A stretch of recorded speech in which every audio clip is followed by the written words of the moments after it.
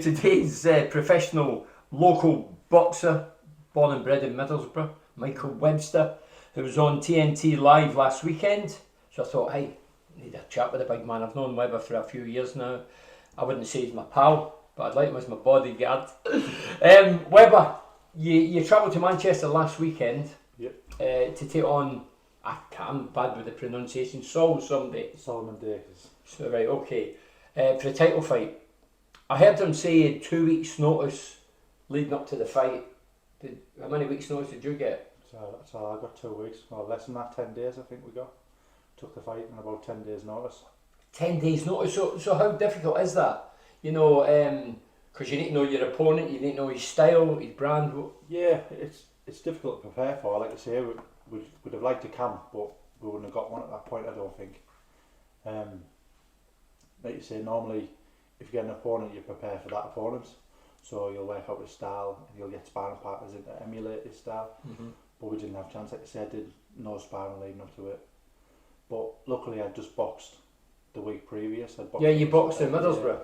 But like you say, I was carrying a couple of injuries for that one as well. So that's part and parcel. While I was so heavy, I wouldn't have ever come in so heavy otherwise. And he lasted about 50 seconds. It was embarrassing, to be honest. Right. So the local show sold a load of tickets. They all come and he fell over in about 50 seconds. Is that right? Yeah, so it's a bit of a shame really. Because as hard as it is to sell tickets, you want to put on a bit of a show, don't you? Yeah, of course you do, yeah. So looking at you, when you were going to Manchester a week or two later, did you watch any video evidence of this guy? Did you watch any? I never watch anything. I just let my coaches do that and then they'll tell me what they want. Right. And like you say, Saul can box. I was on the JB squad with him, so I sort of know him and I've watched him. So he does nothing particularly great, but he's just a decent boxer, you know. So I knew if I turned up and I boxed, I've got the tools to beat anyone. So that's the best way to look at it, really, isn't it? So you moved from cruiserweight to heavyweight. How difficult was that to achieve?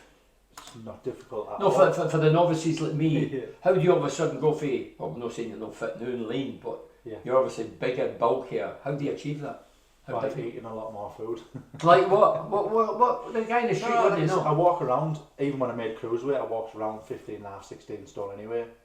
Because I'm naturally that big, like I say, I'm 6'6", and cruiserweight's at 14 stone, like 14.4. So naturally I walk around 16 stone. So it's not really that hard for me to put a bit extra weight on, really. Do you feel better for it? Yeah, I feel better for it, yeah. But I felt a bit sluggish, to be fair. I needed to be a bit lighter, but I haven't been able to run for over a month because I've had a bit of a dodgy knee. So do you do much running? Something I've never Yeah, mentioned I to run you. all the time, really. Oh, do you? Yeah. I What enjoy miles? it, yeah. Few miles? Yeah, a few miles. Yeah. Right. I tend to try and run every day, more or less, but they say when you've got a dodgy knee, you can't, can you? Yeah, for the doesn't. The fight came about via Frank Warren. He's well known in the boxing industry. Did you meet up with him, talk to him, or did you leave that to someone else? No, that's my managers to sort out. But he just signed with Frank Warren, just signed a promotional deal. He moved from Matchroom to Frank Warren because he's good pals with Tyson Fury, you see. Yeah. Tyson Fury signed with him. So obviously I think it must have made business sense for him to sign over, so fair play to him. But no, I didn't get a chance to meet any of them or nothing. I'm not their fighter, so they don't really give a shit about me, to be honest. Yeah, that's fair enough, yeah. Did your training schedule and rituals change from your previous 9 fights? Because you had 9 fights, 9 victories at cruiserweight. Did you have to change your dynamics and routine rituals? Not really, no. We didn't get a chance to change it. Like I say, we had 10 days, we didn't get a chance to implement anything really. I'd boxed and then I had a couple of days off rest. Because like you say, you can overtrain sometimes as well. Yeah. So sometimes your body just needs rest. So we had a couple of days off and then we had a couple more hard sessions and then basically we were going down to Manchester, so didn't get a chance to prepare for nothing really. The fight was live in TNT Sports. I'm sure a lot of Middlesbrough people got it in the dodgy box. Probably, yeah. Did that add any extra pressure? Not really, no. It's just it was just a good platform for me to perform on, really, to show what I've got, and I feel like I've done that. I feel like I won the fight, but I could have done better. As of anyone, you're always your own worst critic, aren't you? Yeah. So, like you say, that was only about 70% of what I'm capable of as well. like I say, making no excuses. I still think I won the fight, and so did a lot of other people. But Yeah, we're going to come to that. yeah, You've got two coaches, Dennis Power, Tom Corrigal. I've just been with Tom today. I'm sitting like a paraffin lamp with my gear on here. Have you heard of this guy? yeah, very good. Have you? Yeah. Benny Lynch. They're important for you, aren't they? And how, well, I'm looking for the outside, they look important. How much do you trust them? And you've been with Dennis since you started. Yeah, I've been with Dennis since I was 11-year-old, so Wow. it's like my granddad. He still never bought me a drink ever in his life. I heard he's tight, he must be Scottish. He could peel an orange in his pocket, that fella. But yeah, no, I love Dennis to bits. He's, like I say, I've been with him since day one. He's taught me everything I know. So fair play to the lads. And Tom's a new addition. I've been with Tom a couple of years. Tom's been my pal for a few years now. Yeah. And he's doing really well with his coaching, and he's come on board. Tom's a fit young lad himself, so he can take the pads. Mm-hmm. Whereas Dennis has been in this game a long time. He can't even hold the pads anymore because his shoulders and elbows. Yeah. If he took the pads from me now, we'd have to have 2 weeks off. And talking about these two guys, they went to Manchester obviously alongside you. Is it true that one of them, well, Dennis was trying to get a massage parlour? Surely that's not true. He's not that kind of guy, is he? He was, yeah. We had to Seriously? Yeah, me and Tom had to stop him from going, yeah. What, he was heading to a massage parlour? Yeah, but then when he seen the prices, he thought otherwise because he doesn't like spending money. We spent 3 days in Manchester, and I think he only spent about £5, maybe 10. No, I don't believe that. So, I've heard the stories about that, Dennis. We tried to go out for food. We were going to go out for some food in the night, and we got you get a food allowance in the hotel, right? Right. So we were like, oh, we want to go TGI's or somewhere decent. He said, oh no, we'll have food in here. It was the worst food ever. Was it free? It was free, yeah. Well, there you go. Yeah. That's the reason, wasn't it? But I still didn't eat it. It was free. But there we go. Dennis, talking about Dennis, he said before the boxing or the fight at Manchester, he said it's a win-win situation for the novices out there. What did they mean by that? Well, like I say, we took it at short notice. It's at a different weight than I normally box at, and it's on a big platform, and it gets your eyes up there. See, what a lot of people don't know is I've been boxing on small shows and having to sell tickets, which it's a nightmare. See, tell us the process there. You told me a couple of weeks ago. So people that don't know, so you had the fight recently in Middlesbrough. Yeah. So tell us the allocation of the tickets. What happens with that is if you box on a local show, you have to sell tickets. The tickets basically pay for that show to go on. So they have to pay the venue, the promoters have to pay a venue, they have to pay fighters to come in, they have to pay for medical and stuff like that. So your ticket basically pays a percentage of that, but also you have to pay your opponent out of that.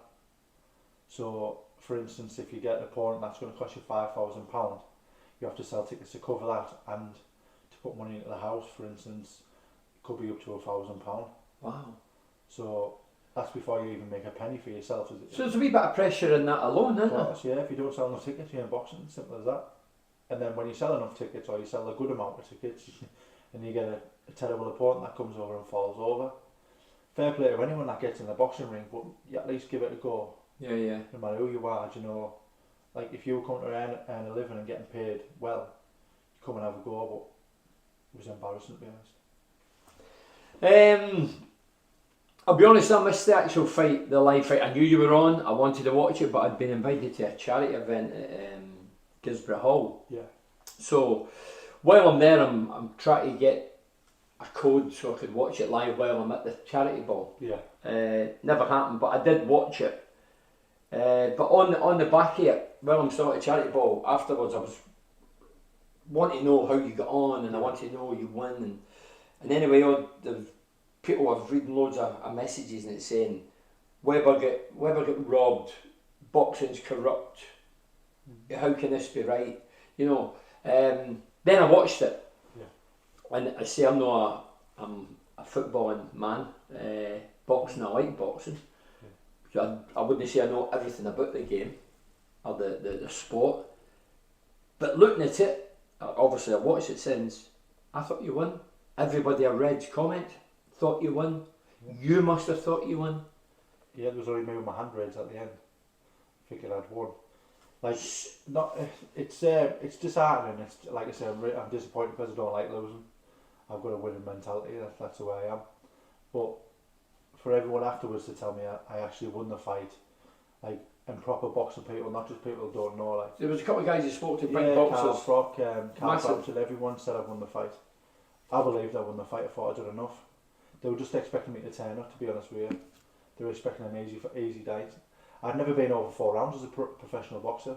So tell us a bit about that. I've heard that. So the 9 fights previous to that, you only fight. Yeah, I've only ever went 4 rounds. That's the longest distance I've ever done. I've had fights scheduled for 6, but I've got them out of there before that. And this one in Manchester was 10 rounds, heavyweight.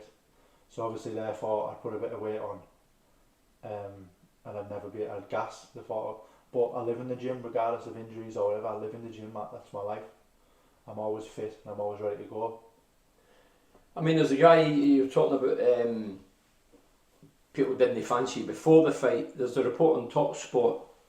Adam Catterall, he's got a podcast, or whatever, and he said before the fight that you were just making up the numbers. Did you get wind of that before the fight? No, was it after the fight? I don't listen to stuff like that. It doesn't really faze me. Like you say, they can think what they want. I don't see that. I've been in the gym since I was 11-year-old. Like, I know boxing. I've been in the game a long time. I can fight. I can box. Like, I wasn't there to make up no numbers. I was there to win, and I proved that. Well, you did, and the guy, to be fair, on the back it came out and says after the fight, well, he more or less says to Frotch and all the guys running about, the big man's won, meaning you. Yeah. So, but what I'm saying, even if you did hear it, that's his opinion before it, because he doesn't really know you. Of course, yeah. But after he's seen you, you've convinced him that you've won this. The way I look at it, I was 3 rounds down before I even went into the fight. That's the way I look at it. I was always against the odds. Mm-hmm. But I was odds on favourite to lose against the bookies. Everything all had me losing. I was never meant to go in there and win, and I did, and I still didn't get the decision. So it is a bit disheartening. But you see it in boxing, you see it with more things online than me. Mine was an English title, but you've seen it in world title fights, big money fights. It can change people's lives. Does that not put you off the sport, knowing it's corrupt? It does, but like you say, we know what the sport's like. It's like I've been in the game a long time, but fingers crossed it won't do me no harm, because anyone who actually has a brain and watch boxing can see I won the fight. So hopefully I put myself out there now, people have seen what I can do, and hopefully I get some big offers or big news after this. I mentioned the same guy says that you are very, very good and deserve to win after the fight. Talk about Frotch. Yeah. You know, I listen to Frotch when I watch boxing or listen on Talk Sport. He comes on there now and again. I like him because he's been a great boxer. Yeah. He's opinionated, and for him to sanction afterwards and say, "Big man, you won there." Yeah. That must make you proud. Although you didn't win, supposedly. With guys like that telling you that he fancies you to win, and yeah, exactly. Well, like you say, I am proud of myself. I went out in there and I've done the job. A lot of people wouldn't have took that fight. A lot of people turned it down. He told me afterwards. A lot of people turned that fight down. A lot of people wouldn't have took it. Right. But like you say, I'm not scared to fight anyone. I've been in this game a long time. Like you say, if it's right, if it means right business and there's something on the line, it's worth taking. We're going to do it. I was never afraid of losing. Like I've been beat as an amateur. I was never afraid to lose. Yeah. It's just you have to have the minerals to go in there in the first place. So I don't think any boxer's afraid to lose or afraid to get out. It's a game that we're in. When you come out, was your anthem, I mean, as I say, I never seen it from the start, was your anthem Johnny Cash? Johnny Cash, was it? What was this Johnny Cash song again? God's Gonna Cut You Down. Good. Do you know what his was? No? Some 50 Cent song, I think. Ah, crap. Mine was better, wasn't it? Yeah, without a doubt, I like Johnny Cash.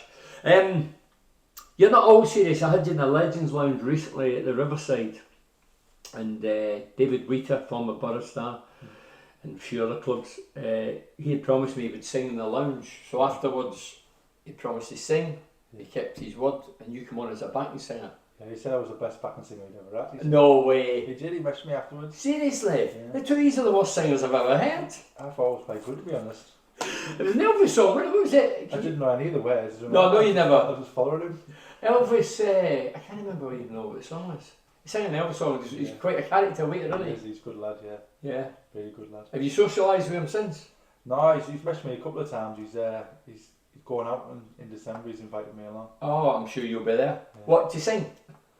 No, I don't think he's doing any singing. So, looking at it, you moved up a weight, Do you fluctuate between the two of them, or do you just stay in the level and the... It's like I say, we're just going to see where the offers are. If there's good offers at heavyweight, then we'll stay there. If there's more opportunities and more better offers for me at cruiserweight, we'll go back down. It's one of the things I can just see what's going to happen. Looking at the Tyson Fury and YouTubers and non-fighters, and where do you stand on that? Me personally, as an outsider, I think chasing the money, Yeah. for me, it kills the sport to a degree. It does, but it also brings a lot of eyes to the sport, and it also brings a lot of money to the sport. Listen, get any YouTuber, I'll give him a good hand for a good amount of money any day of the week. Yeah, I'm trying to think of the YouTubers. There's the two brothers, what are they called? The Pauls, you know. Yeah, they Paul lads, yeah. They're bringing mega money then.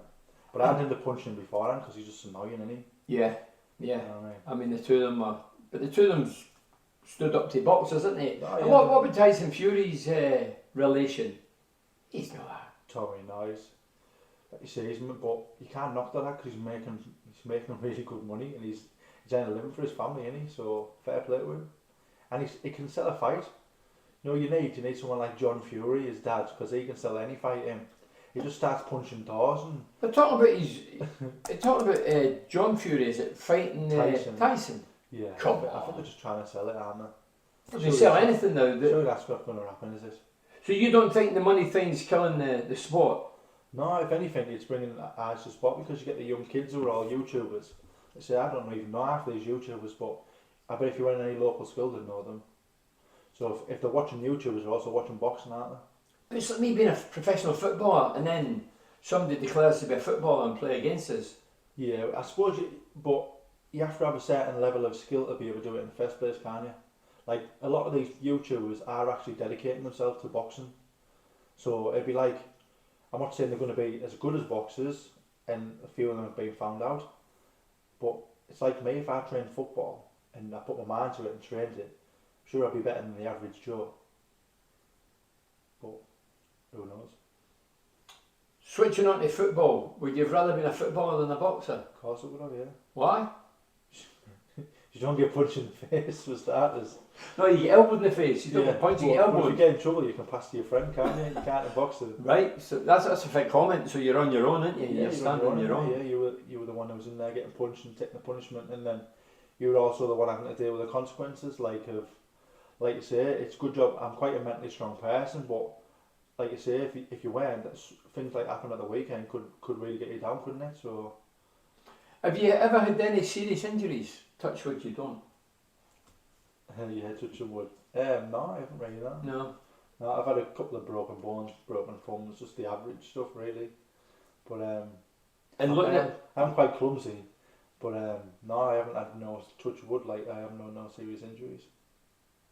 Yeah, but I don't mean to be morbid, but the lad I interviewed about 5-6 weeks ago at Redcar, a lad called Graham Lee, Oh yeah. he had a bad accident recently. Did He's in a bad way. he? I just pray to God. I've said I'm religious. I've said a few prayers for the guy. He's a great guy, very accommodating lad. And Yeah. I got to know him a couple of years ago. I had him in the lounge, same as you said. Alright, yeah. And yeah, he came out the stalls or something, and the horse, whatever. I don't know. So Horse is dangerous, man. yeah, I know. Dangerous. Well, boxing. So going on to the boxing, I don't mean to be downbeat, but footballers obviously head the ball.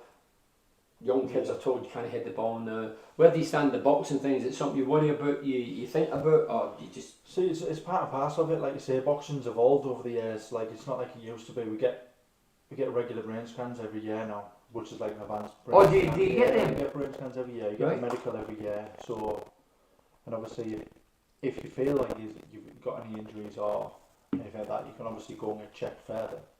But we get regular checks every year. You get a medical before you fight, and you get checked over by a doctor afterwards. So it is quite, as much as it is a brutal sport, it is as safe as it could possibly be for two people punching. I know, because every time I see the footballers, or they're getting this or that way, head on the ball, I think, but the boxers, Yeah. no. And the balls are a lot softer nowadays, aren't they? Oh, like balloons years now? ago, yeah. I mean, there were balloons in my day, way before me, they were Like big meant to be leather like, things, yeah. especially if it rained, they were headed on a brick. Yeah, of course, yeah. Do you know what I mean? But that doesn't, the punching in the head, that's where you hope to punch the opponent more than he punches you in the head. But sometimes you don't, still won't get the win when you do that. Exactly. Are you a big footballing fan then? I'm not, I'm a Borough fan. I know you're a I'm a Borough fan. Borough fan, but I don't watch any other football really. I watch England if they're on occasionally. Right. No, I just support my own really. Have you got a favourite player or? Anyone who's scoring goals. I remember asking you a question, it wasn't the last time, about a year or two ago, and I says, what do you make a modern player's diving? What do you think of that? It's a pack of puffs, isn't it? It's right though, isn't it? It's annoying sometimes. Yeah. It's not like the old school footballers where you get a couple of knocks and you keep going, do you? No. It's the way it should be, but like you say, it's the way the sport is now, isn't it? They're looking for free kicks. Well, I think with the foreign influx many years ago, they brought us up. But don't get me wrong, there was guys like way before I played. Franny Lee, Man City, he was a diver. But you can't get away with it these days because everything's on camera. Everything's photo. So how do you get away with it these days? Yeah. So Getting back to the guy Catterall for TalkSport, there was a comment that made me laugh. Some people would be offended. Made me laugh when I don't know if it's him or his mate because there was two of them doing it. Yeah. And he says, "Bye, I'll have to visit Middlesbrough in November. The big man looks mahogany." Hello. It's good that, wasn't it? Did you laugh? Afterwards, you must have heard it. I did, yeah. It was funny, wasn't it? But I always have a tan whenever you ever see me without one. Well, I've never seen you without a tan. Exactly, I know. I think I just look even more tan because Dennis and Thomas are white. Oh, white and ginger, dear God, poor Tom. But it was funny because when he says it on the back, he went, maybe he doesn't live in Middlesbrough, maybe he lives in Dubai. No, my sad tan, people live in Dubai. I'm just going to tell him. Should I message him and say I do live in Dubai actually? That was really funny. I mean, some people in the modern world, some people would take offence. Oh, you I would take offence to everything, yeah, but you have to take things on. Well, we're from Middlesbrough, we don't, you know what I You mean? have to take it on the chin. Like, Yeah. if you're going to go on the sunbeds, you're going to do, if you dyed your hair different colour, people are going to know about it, aren't they? Yeah. It's like, it's one of them, isn't it? You have to take it on the chin if you're willing to do it. Yeah. It's how you It's perceive it's it. just how you say it. It's like someone saying, oh, we've got loads of tattoos. Like, Yeah. I know. I went and got them done at Ed. You know what I mean? Yeah, I've got them to show them, not to hide them. Exactly. So what does the future hold then? What are you hoping comes on the back of that? Hopefully I get a fight deal, a promotional deal out of that, I hope. That's the plan. I want, because like you say, I don't want to have to go back to selling tickets, because it's not only a pain in the arse, it's you're having to travel here, drop tickets off for people, you're having to honestly constantly promote yourself, and it's a hard business to be in, to self-promote. So if you get a promoter, they do all that for you. So that's what I want. So if you moved up lock, stock and barrel to heavyweight, that they do all the rest. Yeah. That's where the real money is. Yeah, of course it is. That's where the big money is. Right. Yeah. Well, for the outside looking in, that makes sense to stay there. Yeah, of course it does. You're sure you boxer champion. The majority of people says, if not everybody says you beat him, although you didn't.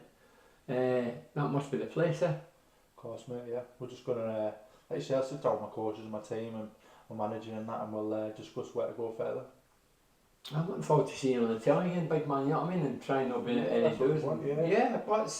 But like you say, if you have the promotional team behind you, then I might get a couple of lucky decisions like that. Exactly, but we're talking about promotion. I've always said this, you know, I love my music and all that. You could be the best singer, or the best boxer, or the footballer, but if you don't get promoted and you've not got the right people on tow, you'll never flourish, you'll never get there. It's all about who you've got behind you, yeah. Without a doubt. I mean, you have to have the tools, which you've got, but you need to be publicised and be out there. It's a business, isn't it? It's like, for instance, if you just employed someone, if you own a business, you just employed someone, you put a load of money into him, and it was terrible, and there was someone here who was doing it for free, like come with work experience, you're doing it for free. Yeah.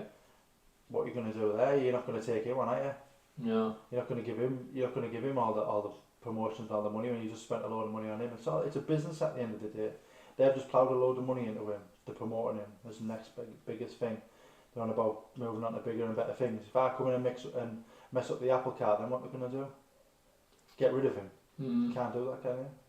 Look back at the guy you were boxing in Manchester. Is he going for another title? Yeah, they were already talking about this. I haven't watched the fight back for the commentary because apparently they're really biased. Apparently they were talking about his next fight halfway through my fight, and Like, how can you're looking on to further things and he was getting beat? That's unprofessional. Yeah, of course, but that's... No, but if he, That's what it is. the reason I'm asking that, so if he moved on, that title you Could be vacant, yeah. could be vacant for you against someone else. Is that, am I right in thinking that? Is that Course, wrong? yeah, if the title's up for grabs, I'd go for it again. If the rematch was there, I'd have it, but I don't think they'd fancy it on a full camp. What happened if you get an invite to Saudi or that? I'd be there. What do you mean you'd be there? You'd go. Chop the tan up, man. To the right, always. Top your tan up, top your back turn up. It's not bad. Yeah, both, yeah. Yeah, talking about that, it's like, who do you call your lad at Liverpool? England player, played for Sunderland. Oh, come on, Bernie. I've just been boxing training, I'm drained. Anyway, he was all for the gay rights and all that. Alright, yeah. And then all of a sudden, Jordan Henderson. Alright, yeah. Jordan Henderson. Sorry, Jordan. But so all of a sudden he's been up there, his hands up, wearing this, doing that, saying this, and all of a sudden they came in and went, oh, see, you forgot all his moral standards and principles and headed off. Money does that to a lot of people, though, doesn't it? Well, money's the root of all evil, that's a saying, isn't it? A cliche. It really is. You know, it corrupts. A lot of people do a lot of bad things for money, though, won't they? Like you say, it's like, it's a drug, in it, money. The more you get, the more you want. Yeah, it becomes greed and... but I just looked at Jordan Henderson, you know, but I don't know where we're going with this, but yeah, because I asked you, would you go over there boxing? It's like all the football lot, like Neville's and Roy Keane and Shearer and all these guys, they all knock Lineker, he's the king of it. They all knock things like Qatar and whatever, but they all win. Yeah, of course, yeah. No, if that was me, I would, principally morally, if I've got that in me, I won't be doing it. Because you've been paid to go. You can't tell me they weren't all paid to go. Oh, without a doubt, they're not going there for a jolly. You see Tyson Fury's fight we fought in Ghana.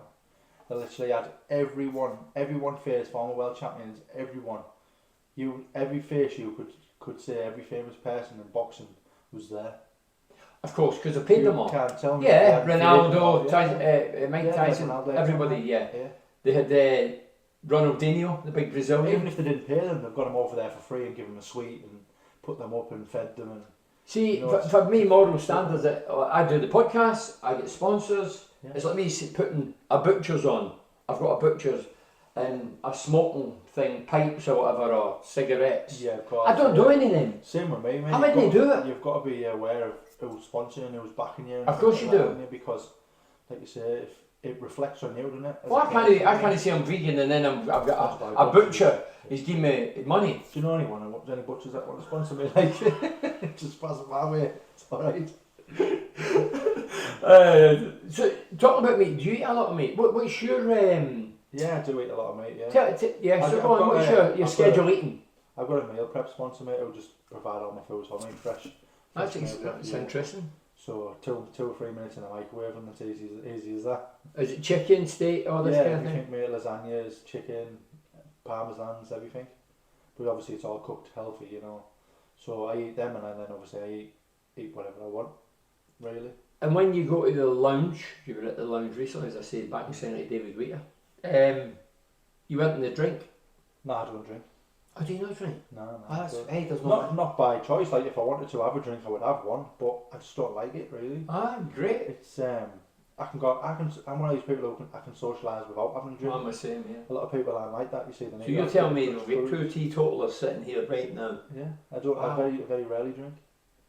Yeah, I looked at that day and I thought you're just up there on the adrenaline. You're not drinking. You're looking after yourself. That's how you get longevity in this sport, because you have got to look after yourself. It's all about, like you say, I've never been a big drinker. I've never took drugs. So you see, you've got to look after yourself. I've got a family. I've always been a family man. Do you know what I mean? Yeah. So you've got to look after yourself. You've got to look after your family, haven't you? And what advice would you give the youngsters? Because obviously Tom and Dennis, they've got the gym, and apart from you training there, they train kids and all that. What do you ever have a talk to the kids and give them encouragement? I always help out. I help coach and that as well, and give advice and things like that. It's always good to give back. It's where I've always been. Like I say, I've always worked with young people as well, so I've always been like wanting to help people. But it is nice to give back. Like I say, give tips. I help wherever I can. Diets, training, what you're doing this wrong, you're doing that wrong. Because, like you say, not only have like, don't get me wrong, I feel like you get to an age where you can still learn no matter what. Like you say, I'm still learning now. Yeah, yeah. Like you say, my coach has been in the game 40 odd years. Like you say, he's been in the game longer than I've been alive. Mm-hmm. So, and he still tells me stuff now, and we've got that discipline where like he puts me in my place. Like you say, I'm 30-year-old, and when he falls, I'm still like, oh, He's like, the gaffer. he's the boss. Yeah, he's the boss. Yeah, yeah. It's all about that It's not respect. that, it's about the respect. Yeah, It's the respect for someone. Yeah, and I've always been brought up to have respect by my parents and stuff like that. Whereas the day and age we live in now, kids just don't have no respect. Mm. They just really don't. It's But you can't even give them a clip round here now. No, that's what like you say. But they couldn't when I was younger. But I wouldn't want, like you say, even in school and things like that, I would never want to upset my parents. So don't get me wrong, I was no angel in school. No. I wasn't a little bastard. I wouldn't dare backchat the teachers or tell them to F off and stuff like that, like they do these days. Like if that was my son now, I'd be embarrassed. And when he come home, he'd be more worried about coming home with me than he was about the teachers. Yeah, because yeah. not only that, it's setting an example. It's a reflection of you, isn't it, on your kids as well? Of course it is. I always say that when they say, Yeah. "Oh, wee Johnny's a bad kid, he's this or that," and I usually say it stems from the parents. Yes, of course it does. Like you say, if my son's going out, if I let him play out, he doesn't let him play out. He's 13-year-old. He hates me because I won't let him play out. But the world we live in I now. don't think he'll hate you. Just Yeah, but the way we you. live in, the world we live in now, it's not a nice place. Like you say, they're always out, they're stealing bikes, they're robbing kids at knife point. Like you say, I said, why do you want to be out with that?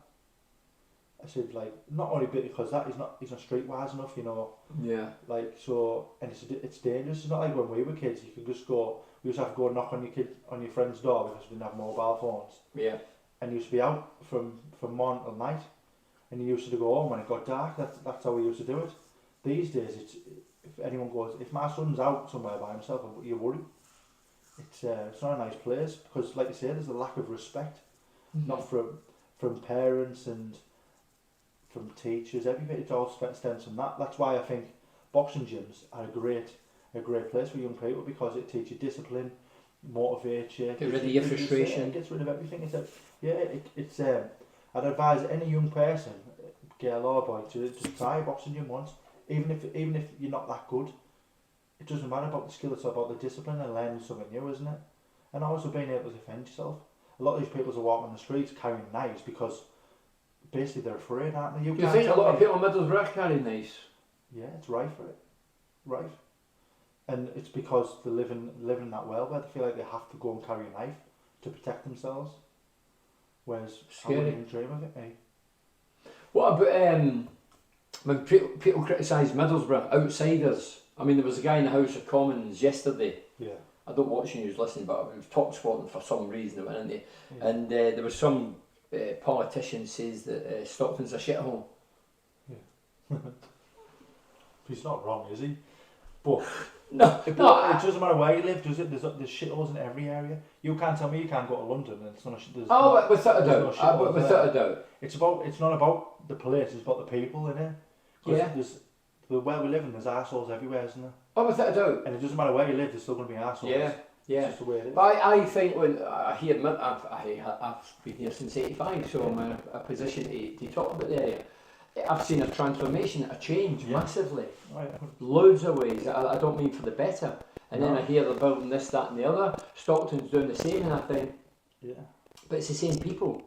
Well, Some of the people are lovely, and I've met a lot of great people. I'm from a rough council estate, poor people. Yeah. So I get it. But when I go to Stockton, there's drunks, druggies, and I don't get a good vibe to it. No, it's not a nice. Do you know what I mean? Yeah, I know exactly what you mean. So the politician who says it, he shouldn't have said it, but he's getting heavily criticised, and I think, well, that's his opinion. Yeah, of course. And you need to polish it up. Yeah. You know, you always see guys begging.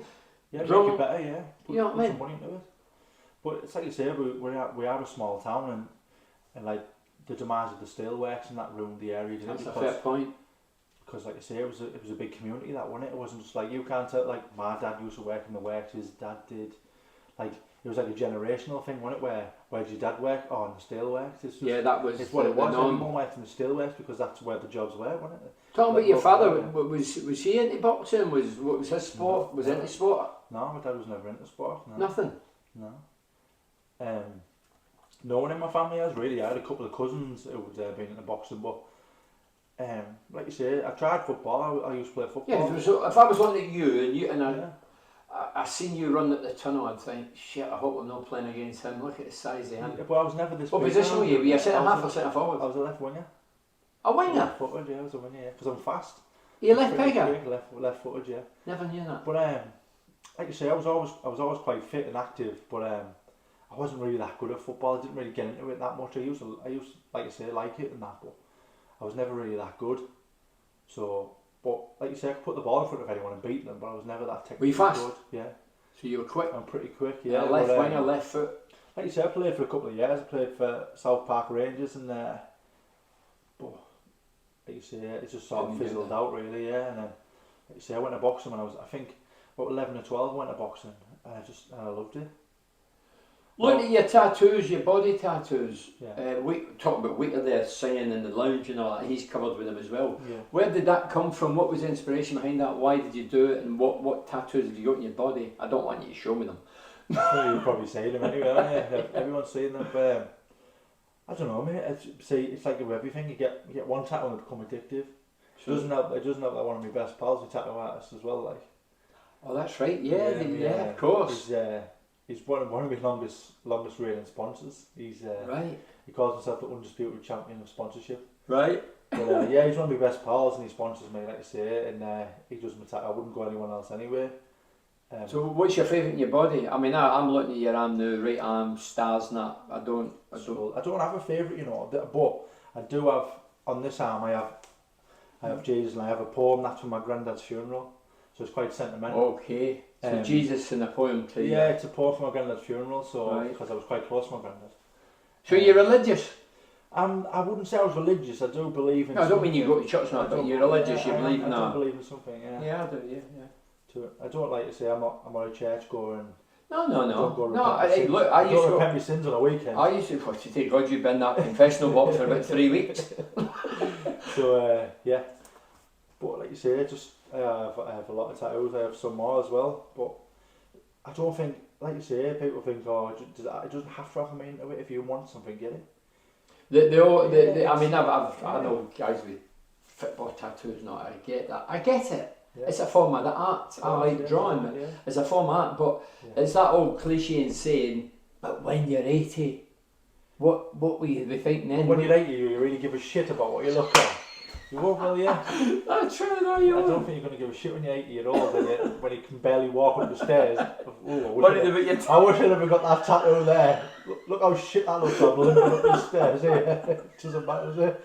You're not going to be bothered about how your back tattoo looks like when you're on your stair lift, are you? No, but you're right. You've got a point there. Yeah. Looking at the boxing world, who's the main guys this day and age you're attracted to, and who's the past guys you were attracted to? Do you know what I used to love? I used to love Ricky Hatton. Ricky Hatton, the Manchester lad, yeah? Ricky, when I was obviously coming up in boxing like that, Ricky Hatton's retired and that now, but I used to love him. I just used to love the way, like, he was down to earth. Yeah, he was Manchester lad, you know, change. Yeah. He just had like a dead down to earth person, he had a good following, and then he'd go in the pub afterwards with his fans and stuff like that. I love that type of stuff, mate, because that's how I always want to be. Like you say, I'm not at that level of fame he has.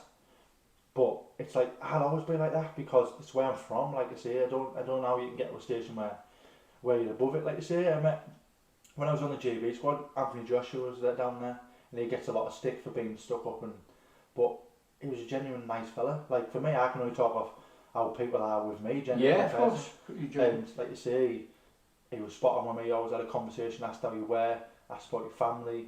You see, if he sent them Valentine's Day message to my little sister. I was getting worried, I thought he said to you.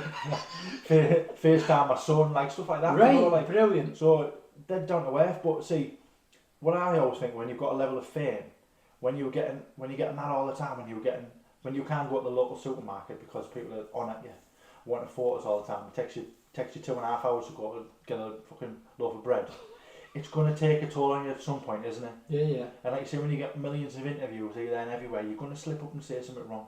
Because the way we live in now, with the cameras, and it doesn't matter, it might not be wrong, to a certain person it might not be wrong, but to someone, somewhere, it's going to be wrong, isn't it? Mm. Like, see the YouTube video we done before now, Jim, you and Dennis. Oh yeah. It was a good laugh and it was funny. Oh, it's funny as. But a lot of people probably would have took that the wrong way. Yeah, but it's how you can't talk for everybody. It's how they perceive it individually. Exactly, yeah. And then and I always say it's like me and you having a conversation now, and I say something that you'll laugh at. It might be offensive, but it's a joke, and you know it's a joke, and I know you, you know me. And somebody passes us and goes, "I'm offended," and goes and complains. What right have they got to go and complain if we're laughing at it? Ricky Gervais says it. I've seen him a couple of times. He said, "If I'm saying a joke, it's in the context of a joke. It doesn't mean that you can find it offensive. It just means it's a joke. It's about something that may be offensive, but that's only if you find it offensive." Yeah, if you I think a lot of comedians, it's a job. Being a comedian is a job. You're there to make someone laugh, and if they don't laugh, it's on them, innit? But like a lot of comedians you see lately, like on like Chubby Brown, local lads. They've had to come out and apologise for things they've said. No, Chubby won't apologise, but Chubby's been. Yeah, but he doesn't get no work. He's not getting allowed in here. He's not getting allowed in here, but he should be. Here's another one. Is he from Redcar? What's his name? He's your pal, isn't he? Chris McGlade. Chris McGlade. He's another one because he won't. And he's highly talented. He's really talented, yeah. But because he's not PC, limited, whatever. But a lot of them aren't. But you've got to get that, like you say, you've got to get that break, haven't you? Like you say, he was at the charity tour, you done one, he's really talented. He had everyone in stitches. Oh, he's funny as. He's really, really funny. It's, like you say, because you want to the party line. Going back to the boxing, it's who you have backing you. If you haven't got someone big backing you, you can have all the talent in the world. It doesn't make a difference. Talking about Chris McGlade, have you seen the film? I haven't seen it. Is it The Old Oak? Have you seen it? I went to see it at Redcar. I have to say, I loved it. Yeah. And Chris is just, it's like seeing Chris in real life, him acting it. Yeah. But there's a bit in the film, and I was with my missus, but Chris and that was there, and I actually, during the film, I had one tear just come down one eye. It was not to do with, it was to do with an animal, because I'm an animal lover, and I was just like gutted. Yeah. And it got to me, but anyway, it was a great film. Do that. Speaking of animal films, have you seen Hatchie the dog? No. Oh, watch that film, you cry your eyes out. What's it called? Hatchie, it's called. Hatchie? Yeah, it's good. I'll send you. Hatchie the dog? Yeah, it's about this dog and like the family. I won't ruin it for you. It's about, if anyone's ever watched it on there, I'll tell you. Is it a feel good one and then it's sad? It's a really good film, but it's like really sad. Like, it'll get you right in the feels. Talking about films, guy next door to me up here in the village, he shouted over there, I'm talking about movies or something, no, Netflix, and he went, have you watched The Killer? And by the way, this guy's I've seen that advertised. Well, this guy's an ex-cop, he went, so we're talking through the sort of bushes. Have you watched, he says, I've watched The Killer, and I went, oh, I've been watching that Robbie Williams thing and all that. Yeah, I watched that, it's good. Yeah, it was good. Yeah. He obviously issues, you know who he supports, don't you? Who's he supporting? Port Vale, that's my old team. Anyway, the lads used to go to them at weekends, but I was then to take that to Robbie, I wanted to come back here because I was homesick, I loved the borough. So he shouts to her, you've been watching Robbie Williams, I've been watching The Killer, it reminded me of you. And I thought I was parting the bushes and went, what do you mean? You know, he's a cop, I'm talking about a killer, because right through the movie the guy, he's got earplugs in, he's listening to Morrissey. Oh, right, yeah. So that's the link. I was like, thank God, what did I want? Were you racking your brains or you've done? Yeah, I think, hold on a minute, is he seeing me burying the missus under the conservatory? Holidays, did you go away in the summer? Yeah, I went to Turkey. Turkey? Yeah. Top of the town? Top of the town. Did you go with the family? Yeah. Do you love Turkey then? Yeah, I've been a couple of times to Turkey, yeah, it's just... you always guarantee the weather. The people are nice there. I go quite often. I've only ever been once to Izmir. That was with the Republic. Never really seen it. You know, you just stay in. I'm going on Monday. Are you going on Monday? I'm going on Monday, yeah, for a week. Wow, so this goes out on Monday and you'll be in Turkey on Monday? Yeah, will I? Wow, you'll be able to listen to us while you're topping up your time? I'll listen when I'm topping up there. So, look, have you fulfilled, well, you've not fulfilled, are you hoping to fulfil all your ambitions in the next few years? Yeah, of course, man. Like you say, I'm in this game to win titles, and that's what I want. That's what I should have. I should be sat here now with the English title. But unfortunately, it was took out of my hands, wasn't it? Did you sleep on that night? I did, yeah. Because I know in my mind that I should have won. Like you say, if you know yourself, if you know you've done enough, and like you say, then I think you can sleep better at night. because I should have won that fight. So it's one of them, like you say. You've got don't get me wrong. I was disappointed. I was gutted, but you've got to take that on the chin and then move on. Of course you do. Because if you dwell on it so much, you can eat up at you, can't it? You've just got to look forward now, not look back. But that's your first move upwards into the real deal stuff, and you went debt. You never. Everybody was saying you won. Yeah. You beating points, whatever. He lost something at the end, didn't he? He got a point off, yeah, because he's. Did that make you think in your head then? Well, I thought I'd already won the fight anyway because I was landing, I wasn't doing nothing, and he kept hitting me in the back of the head. The referee said break. I stepped off. He hit me on the break, and he said never. It was just. He was quite, like you say. I'm not saying he was dirty. It's boxing play. It's part and parcel of it. You're gonna get it. But he was hitting me in the back of the head a lot, which is obviously an illegal shot. He was elbowing me in the face, pushing his arm out, leaving it out. It's all dog tricks, like you say. It's part and parcel of it, but it's not a way you would like to win, would you? Well, no. No, the reason I was saying when you went to bed that night, win or lose, I'm just like with the adrenaline. You know, when I played football, I would get back. If I scored a hat trick, I'd be thinking, we went out. My mum, like a lot of my friends and my family, and that come down and stayed in Manchester. Even though it was last minute, obviously, fair play to them. I really appreciate it. I had quite good support even there. I always have really good support. I can't knock it. They've got a hotel down the road, and quite a lot of them were staying together. So they went back there and had some food and a drink. So I went and met them. We had a good laugh and get back in until about 3 in the morning. What was your mother like at the boxing? Is she cool or she calm? Or she despised my mum tried to fight Solomon at the end. What do you mean? She started giving him a load of grief at the end. Shouting you're a cheat? Well, because at the end of the day, it's my mum, no matter how old I am and how big and strong I am. She's my mum, and she always thinks I'm still a little kid. You know what I mean? So. My mum, she wasn't nasty. She just said, if that's how you want to win, then my son won that fight. But you can't blame him, but... I can't blame him. Like you say, it was took out of his hands. He wasn't the one who took the decision away, so it's not his fault, is it? No. He's just, if I was in his position, what can you do? He's had a lot of grief for it, and I don't want to say rightly so, because it wasn't him, it's the judges that made the grief, not him. Like you say, I don't mind the lad, you know what I mean? I have nothing against him, but boxing's a business. You punch people in the face and then you shake hands afterwards. It's one of them. Have you ever fought anybody and sort of bumped into him down the line and thought, nah, I don't fancy him, you don't get on with him? No, it's like you say, it's a sport at the end of the day. Some people take it hard, but I really don't. It's like you say, it's a sport, it's a game we're in, isn't it? Like you say, Solomon, I've known him for a while. And we've been on JB squad together. Like I said, we down in Tyson Fury's camp in beginning of the year, and we were sparring Joseph Parker. So I know him. He's not a bad lad at all. So he's getting a lot of stick, and it's wrong. He shouldn't do it, like you say, because that can have an effect on people as well. You know what I mean? Yeah.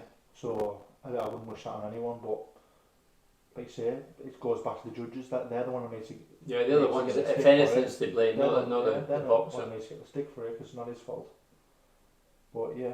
If there was one person, I was going to say guy, but you have to go right on the spectrum. You'd love to just punch once, knock him out.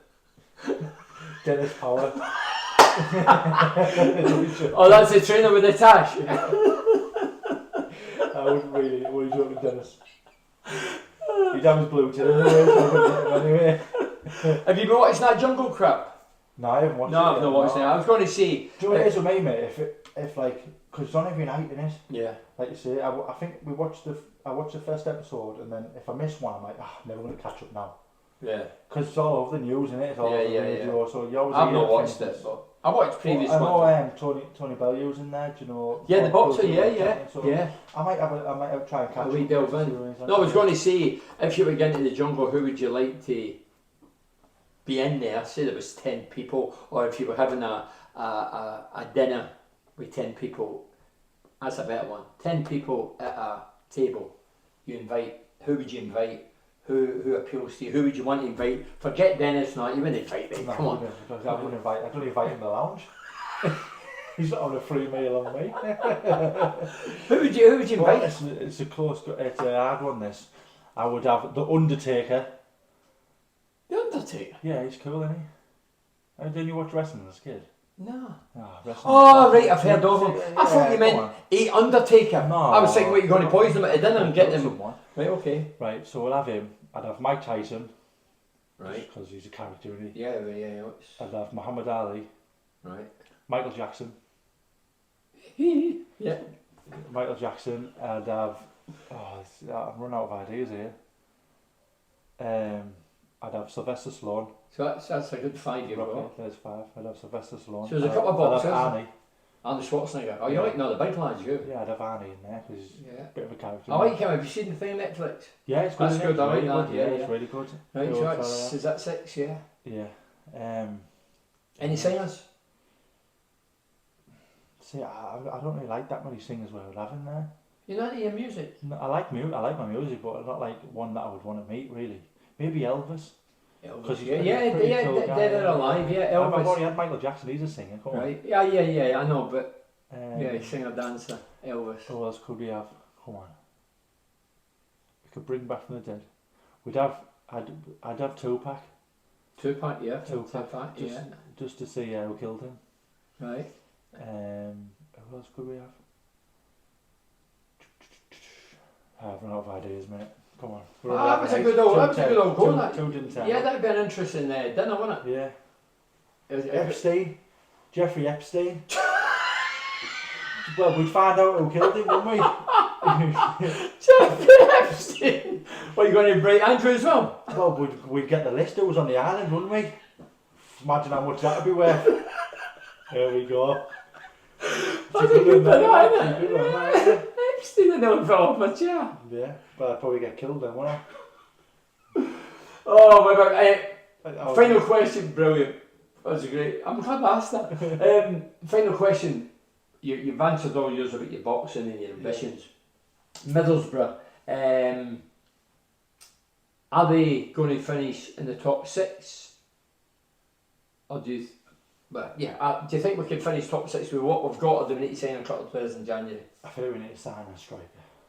Definitely. Yes, fair play. I feel like, but actually, like I said, when we were watching against Leicester, we were class. Yeah, we were. We were really good, so it depends what team turns up, and we're carrying a couple of injuries and all that. Yeah. But, like you say, Greenwood's turned out to be a good player, isn't he? Well, yeah, I think we've lost O'Brien. quality. He looked like a good player. Yeah, Lenihan's out, the centre back. Lenihan's out, yeah, but I think... McGree. Yeah, McGree. We're missing McGree, aren't we? I smell a rat with McGree. McGree, when he was fit this season, didn't play, didn't get a game. I don't know. And then he's injured and notice we don't know how long he's out I for. think he's going to go. Or... I think January could be off, that's what I think. Mm. I don't know for sure, it's only my gut. It depends, but like you say, we've been playing well without him. Yeah, we have, but because the real winter's coming in now. He is a good player, isn't he? I always say winter loss of form. But fair play to Corbyn, he's been chucked in the deep end, he's doing quite well, isn't he? He's done well, you went proud of him as a local lad. Well, I hope Latte Laugh comes good. What have you made of him? He showed potential, he's quick, but he just seems to be running too fast if he gets the ball. Yeah, I think the composure as a striker. But I think the last goal he scored, he sort of just tapped it in, didn't he, rather than going for it.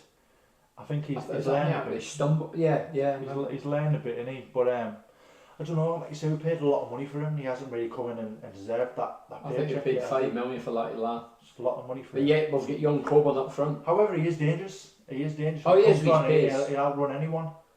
But so top 6 or yeah, I think we'll finish top. If we get a couple line in January. Top 6 maybe playoffs again. But I think it just depends who they're willing to sign. Because I've seen on the news that one of them signing young players again. It's clearly not worked out, has it? But Morgan Rogers looks like a good player, but I don't know, he's hit and miss. Silvera's hit and miss, so you don't know, because they signed a lot of players and they just don't seem to be clicking, do they? Well, we'll see what happens there, Webber. So, this is the last question, it's not even a question. What kind of aftershave, what kind of sun cream will you be using on turkey? No, I don't use the cream, I use the oil, mate, you know what I mean? That's why you have the bronzed look. Webber, thanks very much. I'm still thinking about that dinner. Epstein, dear God. And Andrew's coming as well. Yeah. Imagine Epstein and Michael Jackson, the stories are between them. You'd have to stop Tyson from twatting him, like, wouldn't you? Because he'd get catched up as well, wouldn't he? He's off his nut.